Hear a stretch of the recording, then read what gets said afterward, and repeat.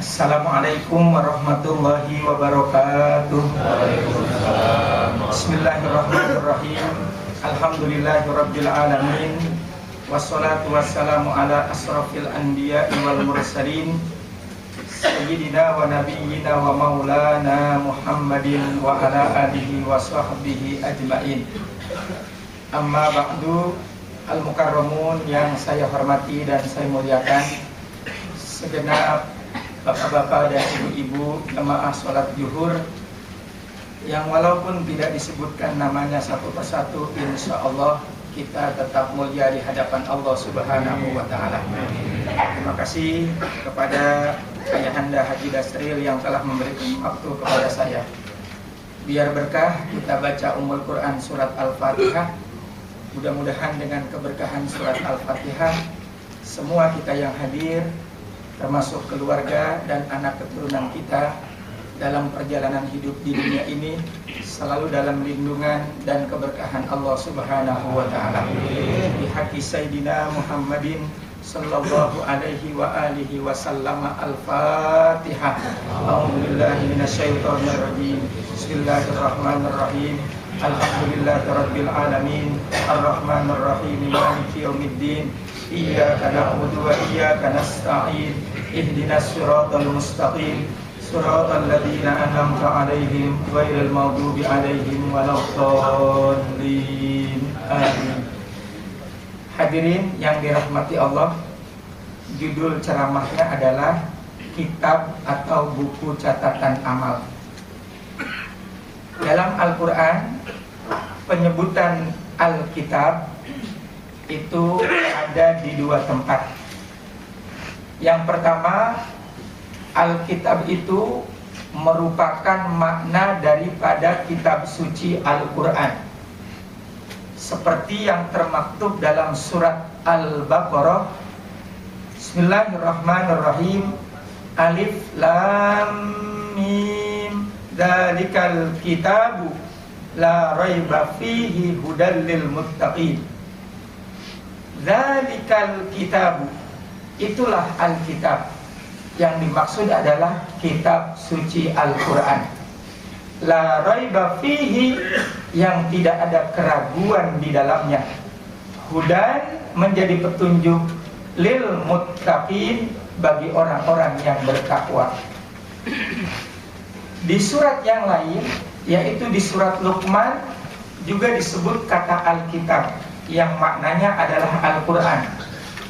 Bismillahirrahmanirrahim. Alif Lam Mim. Hanya Allah yang tahu makna dan arti dari ayat tersebut. Tilka ayatul kitabil hakim. Kalau tadi surat Al-Baqarah menggunakan kata dzalika, di surat Luqman menggunakan kata tilka. Tilka ayatul kitabil hakim. Itulah Alkitab, maksudnya Al-Quranul Karim, yang di dalamnya memuat kandungan ilmu dan juga hikmah yang amat banyak.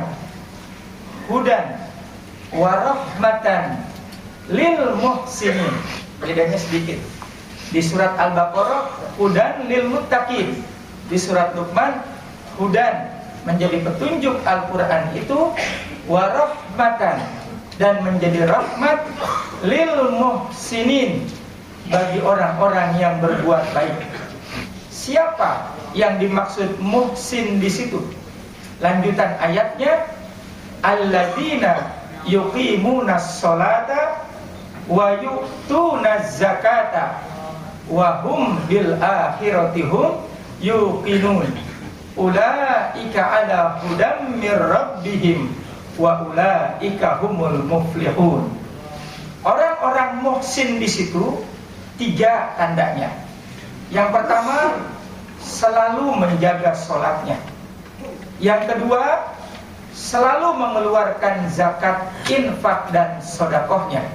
Dan yang ketiga, orang-orang yang percaya, yakin dengan adanya hari akhirat. Keyakinan itu tidak sekedar diucapkan, tapi keyakinan itu dibarengi dengan banyak mengumpulkan amal-amal soleh. Nanti disebut lagi bahwa kitab makna yang pertama adalah Al-Quranul Karim.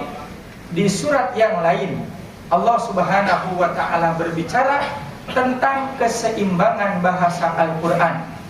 Allahul ladzi anzalal kitaba bil haqqi wal mizan.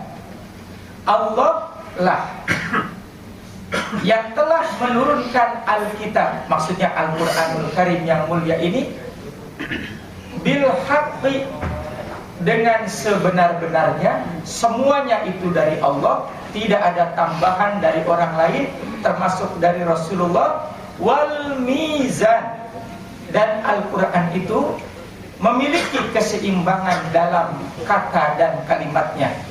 Barangkali dua contoh saja, saya tidak harus banyak-banyak.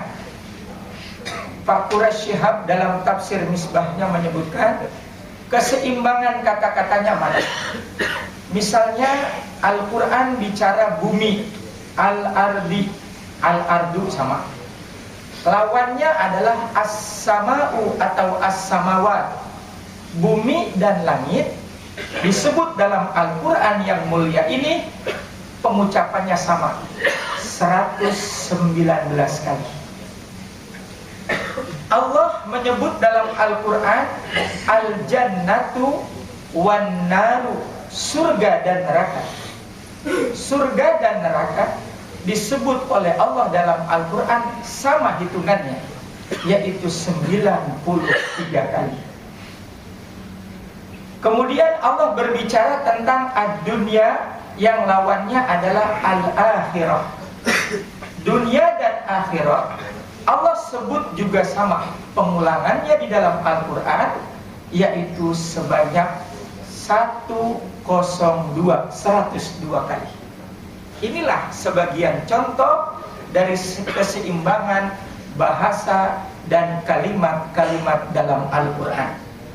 Makanya Al-Quran itu tidak bisa diserupakan, disamai, apalagi ditandingi. Kalau boleh saya izin pakai cerita sedikit.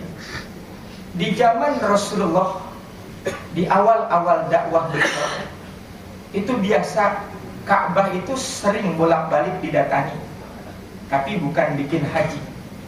Jadi di Ka'bah itu kain hitam yang disebut kiswah itu ditempeli.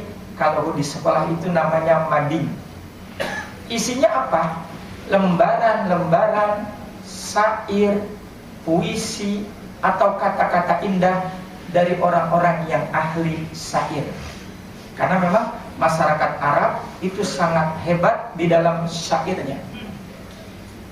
Tetapi ada satu orang yang cukup disegani tulisannya. Namanya Tufail bin Amr. Dan dia masih belum Islam.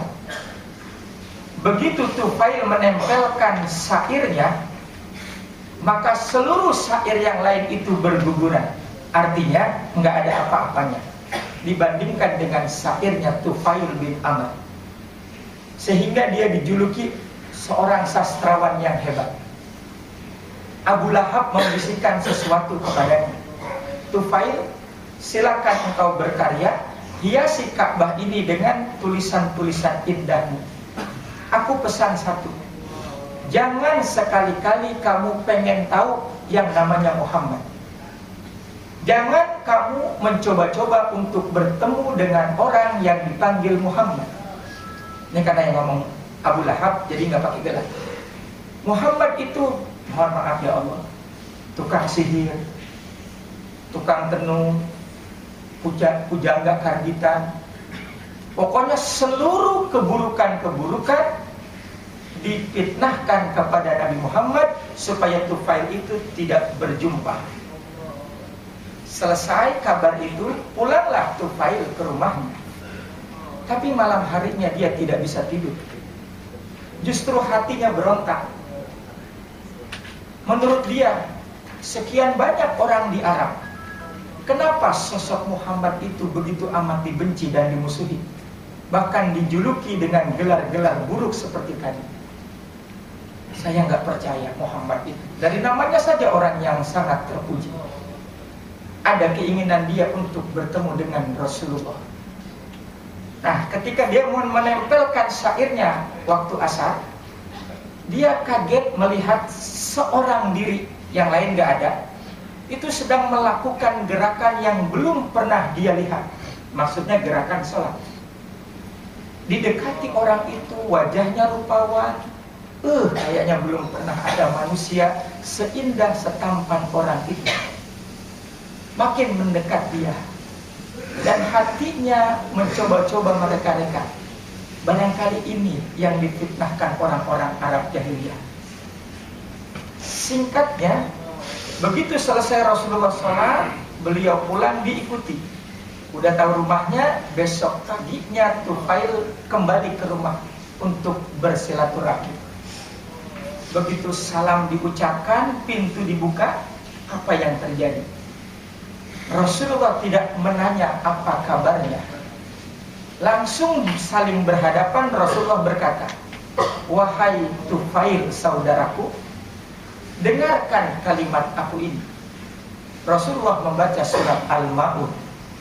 "Ara'aital ladzi yukadzibu bid-din, fadzalikal ladzi yad'ul yatim wa la yahuddu 'ala ta'amil miskin, fawailul lil musallin alladzina hum an salatihim sahun alladzina hum yura'una wa yamna'una al-ma'un." Kalau Bapak paham bahasa Arab, tata bahasa Arab, kita terkagum-kagum dengan indahnya bahasa Allah, bahasa Quran itu. Tufail menggigil mendengar kalimat itu. Dia merasa selama ini dia paling hebat bersastra, bersair, tapi hari itu mulutnya terkunci dengan surat Al-Ma'un yang dibacakan Rasulullah. Sambil berkata, "Wahai Muhammad, ini bukanlah syair, ini bukanlah pujangga, ini bukanlah puitisasi. Yang menciptakan kata-kata ini pasti bukan manusia, karena tidak sanggup manusia menciptakan kata-kata itu." Rasulullah senyum. "Benar Tufail, ini adalah kalimat Allah yang disebut dengan Al-Quran, yang aku diperintahkan untuk menyampaikan isi Al-Quran." Maka detik itu juga Tufail mengucapkan 2 kalimat syahadat. Selepas itu dia minta didoakan oleh Rasulullah. Dia ingin buru-buru pulang kampung karena dia banyak menyesatkan orang dengan syair-syairnya. Dia hanya minta supaya Rasulullah itu mendoakan keselamatan kepadanya.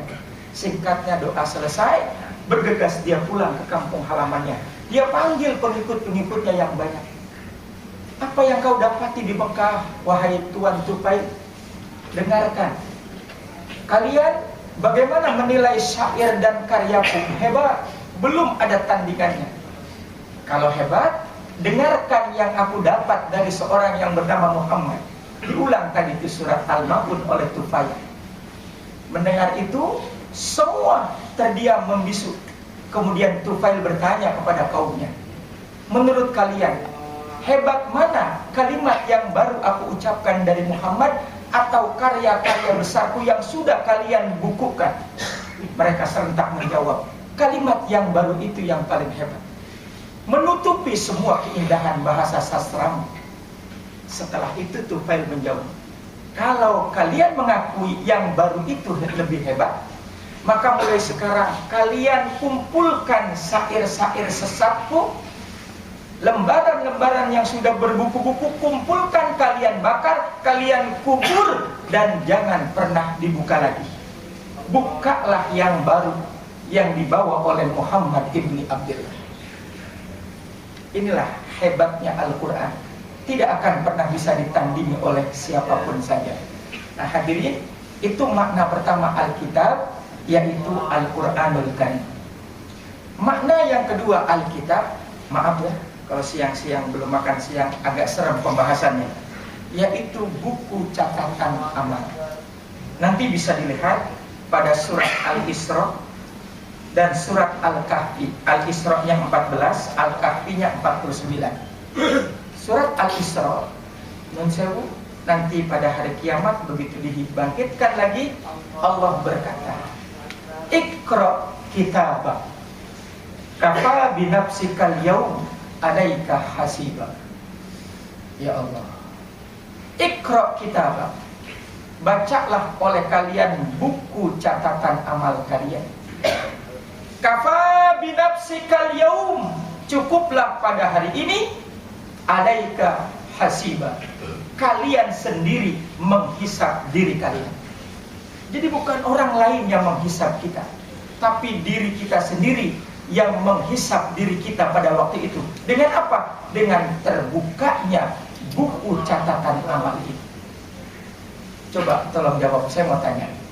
Buku catatan amal ini yang menuliskan Raqib dan Atid alaihi wassalam. Penulisnya, penyusunnya siapa?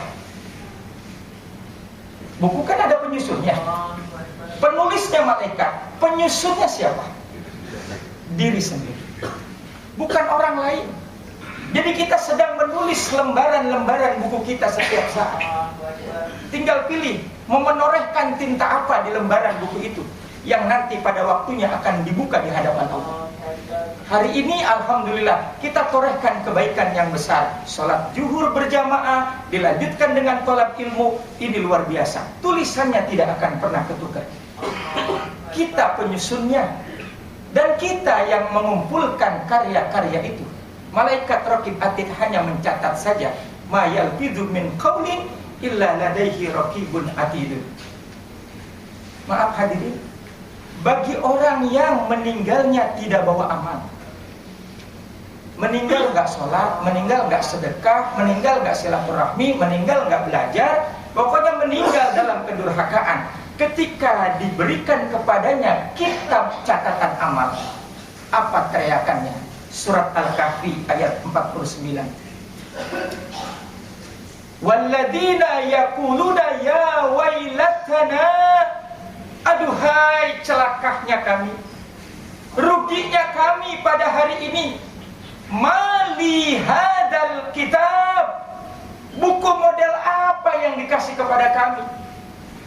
Lembaran macam apa yang diberikan kepada kami? La yugadir sagiratan wala kabiratan illa ahsaha. Yang buku ini isinya betul-betul terperinci, betul-betul sempurna, kecil dan besar catatannya ada di dalamnya. Tidak ada yang terlewati dari apa yang pernah kami kerjakan. Yang baik ditulis, yang tidak baik ditulis, kebaikan yang besar ditulis, kebaikan yang kecil ditulis, keburukan yang besar ditulis, pun yang kecil ditulis. Sagiratan wala kabiratan illa ahsaha, kecuali dengan penulisan yang amat sempurna. Malu dia ketika diberikan buku catatan amalnya, karena udah tahu apa isinya itu. Bahkan nanti bisa dilihat pada surat 49, surat Al-Jasiyah, wa tara kulla ummatin jasiyah. Nanti pada hari kiamat kalian akan sama-sama melihat banyak orang yang jatuh tersungkur karena malu dan beratnya membawa diri ketika dibukakan pada mereka buku catatan amal mereka. Kullu ummatin tud'a ila kitabiha, masing-masing mereka dipanggil bersamaan dengan buku catatan amalnya. Jangan orang lain, saya saja. Dedi Wahyudi bin Haji Nasim maju. Semua mata saling melihat. Apalagi keluarga besar Pertamina yang sebagian udah kenal. Itu yang pernah ngisi di Pertamina. Nggak peduli kasih buku catatan amalnya. Bagaimana menerimanya? Entar lanjutannya aja. Apakah dari kanan atau dari kiri? Yang jelas setiap orang dipanggil dengan bersamaan buku catatan amalnya. Al-yauma tujzauna ma kuntum ta'malun. Pada hari itu tidak ada yang Allah berikan kecuali balasan kepada mereka. Hada kitabuna yantiqu alaikum bil haqqi, yang Allah perintahkan kepada malaikat untuk mencatat serapi-rapinya, sesempurnanya, dan malaikat dilarang oleh Allah menambah-nambah apalagi mengurangi. Misalnya kita sholat zuhur sama malaikat gak ditulis, nggak ada tuh begitu. Malaikat menulis sesuai dengan apa yang nyata. Maafin saya ya, sudah jam 1 kurang seperempat. Boleh minta 10 menit, apa kelamaan? 5 menit aja ya, karena punya kewajiban lagi. Karena memang sekarang zuhurnya waktunya makin siang. Nanti Bapak dan Ibu silakan dibuka dalam surat Al-Haqqah. Ya Allah, ampuni ya Allah. Suratnya surat 19. Bagaimana model orang menerima buku catatan amal itu? Fa amman utiya kitabahu biyamini. Adapun orang-orang yang menerima buku catatan amalnya dari sebelah kanan, doa kita mudah-mudahan semua keluarga Pertamina masuk golongan ini. Amin. Fayaqulu, maka orang itu berkata, ha umuqra'u kitabiyah. Malaikat, ambil saja bukunya. Saya nggak perlu, silakan engkau yang membacakan. Karena apa? Sudah tahu isinya itu apa. Karena apa? Dia orang yang baik. Inni dzanantu anni mulakin hisabiyah. Dan kami tidak cuma sekedar menduga, sudah lama mempersiapkan tulisan-tulisan yang baik itu. Fahuwa fi isyatin radiyah. Dan orang itu mendapatkan kehidupan radiyah yang Allah ridhoi. Artinya Allah ridho kepada dia. Fi jannatin aliyah, dan dia mendapatkan surga yang tinggi. Qutufuha daniyah. Dan ini gambaran di surga. Qutufuha daniyah. Buah-buahan apa saja yang dia sukai itu mendatangi dirinya. Sekarang musim rambutan nih. Hati ngomong pengen banget rambutan yang paling manis, Haji Robiat namanya. Itu nggak cuma buahnya, itu dia punya tangkainya nyamperin kita. Mungkin ibu-ibu, mbak-mbak yang terhalang oleh mihrab pengen minum jus Pak Ustadz di surga, jus mangga. Allah berikan jus kalau perlu sama abang-abangnya sekalian. Kalau abangnya juga menerima buku catatan di sebelah kanan. Kulu wasrobu hani'am bima aslamtum fil ayyamil khaliyah. Apa kata malaikat? Makanlah, minumlah sepuas hati kalian, sekenyang-kenyangnya, senikmat-nikmatnya. Inilah balasan dari perbuatan baik yang kau lakukan pada masa yang lalu. Sekali lagi mudah-mudahan kita masuk golongan ini. Tapi maafin ya, ayatnya biar adil. Wa amma man utiya kitabahu bisimali. Adapun orang yang menerima buku catatan amalnya dari sebelah kiri. Na'udzubillah. Ya laitaha kanatil qadiyah. Teriak sambil menjerit menangis ketakutan. Celaka ya Allah. Kanatil qadiyah. Maaf. Ya laitani lam uta kitabiyah. Sebaiknya buku itu jangan disodorkan kepada kami. Walam adri ma hisabiyah, supaya kami tidak tahu apa isinya. Sudah tahu dia sebenarnya. Kayak kita sekolah dulu, maaf ya, yang sekolahnya rajin pasti yakin rapotnya kan gitu. Kalau yang sekolahnya sehari 6 hari bolos, ngambil rapot udah yakin. Nggak perlu diambil karena tintanya pasti merah. Begitupun orang yang matinya tidak bawa amal yang dari sebelah kiri, nggak usah dikasih malaikat kitab itu. Kami sudah tahu isinya, malu, kami malu. Ya laitaha kanatil qadiyah. Ya Allah, seandainya kematian itu menyelesaikan semua persoalan. Maaf, sisipan dikit. Ada perbedaan sudut pandang orang beriman dan orang tidak beriman. Kalau orang beriman bicara tentang kematian itu cuma pindah tempat. Saat Dedi Wahyudi meninggal dunia hari ini, dikuburkan oleh jamaah, selesai dibacakan talqin, pulanglah masing-masing. Saya mati karena tidak ketemu lagi. Tetapi sesungguhnya saya cuma pindah tempat. Kemana? Ke alam barzah, alam kubur. Terus di sana hidup apa tidak? Hidup, ada kehidupan di sana. Apa yang diterima cuma dua, yaitu nikmat kubur atau siksa kubur, bergantung dari yang dia dapat. Nanti begitu kiamat ada lagi kehidupan berikutnya, yaitu yaumil akhirah. Jadi nggak ada ceritanya orang mati selesai. Tetapi maafin, orang yang tidak beriman jelas-jelas dalam Al-Quran menyatakan, A'idha kunna idhoman warufatan a'inna lamabusuna khalqan jadida. Maaf ya, kami yakin dan kami percaya Allah tidak sanggup orang yang sudah mati dihidupkan menjadi makhluk yang baru. Jadi menurut mereka setelah kematian kelar sudah. Tidak ada hisab, tidak ada mizan, tidak ada pertanyaan, habis. Makanya dia teriak, ya laitaha kanatil qadiyah. Seandainya kematian itu menyelesaikan segala-galanya, ternyata buktinya tidak. Makanya dia merasa rugi. Ma agna anni maliyah. Semua harta yang kami punya tidak ada manfaatnya hari ini. Maafin, jangan marah. Punya harta disimpan aja, nggak disedekahin. Apalagi yatim nggak dikasih. Halaka anni sultaniyah. Dan semua kerajaan kedudukan saya hari ini tidak ada nilainya. Khuduhu fagulluhu. Ya Allah, khuduhu, kata Allah. Tangkap malaikat orang itu, pegang kencang-kencang tangannya. Fagulluhu, tangannya kau lipat di lehernya. Summal jahima salluhu, lemparkan orang itu ke dalam neraka jahim yang menyala-nyala.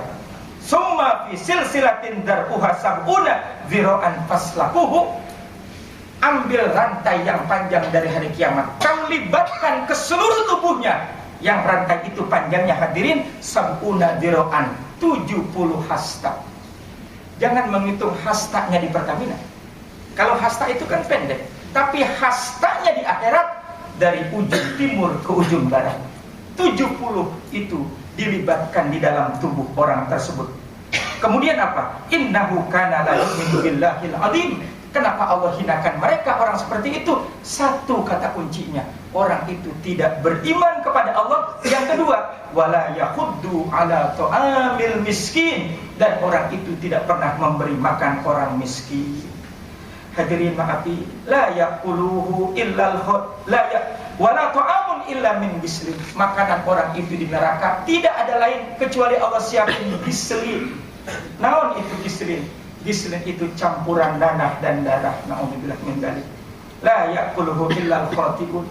Tidak ada yang memakannya kecuali orang-orang yang berdosa. Kita mohon kepada Allah, mudah-mudahan semua kita diberikan buku catatan amal yang baik, dan insya Allah kita menjadi golongan yang husnul khawatimah. Barakallahu li wa lakum fil Qur'anil Karim. Assalamualaikum warahmatullahi wabarakatuh.